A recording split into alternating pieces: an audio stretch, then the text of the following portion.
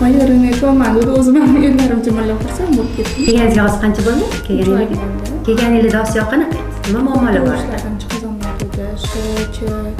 umuman ko'p harflarni qo'zg'amaydi. Hozir уже ketma-ketlikda sh, ch, j hamma harflarni chiqib, xursand bo'ldik rosa. Birinchi marta chiqib, maylarni ko'rmadi, o'zim ham yo'llarimcha malla xursand bo'lib ketdim. Demak, 4 oy ichida 4 ta tovushni tuzadi. Tovushlar chiqib, o'sha uyda ham o'zi shu yerda qilayotgan mashqlarini ko'chirib qilyapti-da, takrorlayapti. Tovush talaffuzidan boshqa tomonlama rivojlanish sezdingizmi? Endi nima tomonlama? Ranglarni tez o'rgandim. Men o'zim uyda qancha o'rgatdim, bog'chada o'rgatilgan edi, lekin uni o'rganmadi-da.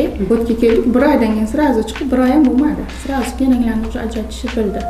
O'sha endi boshqa tillarga, misol uchun bemalol bersak bo'ladi-da. Shu tovushlik muammo bo'lgani uchun boshqa tillarni o'rgatolmadik. Markazimiz ishidan, xodimlarni ishga borishligidan, tekshiruv har oyda o'tkazilishidan zo'r, hammasi zo'r. Hozir anonimni savol javob ham qilishdi, o'sha yerga yozdim.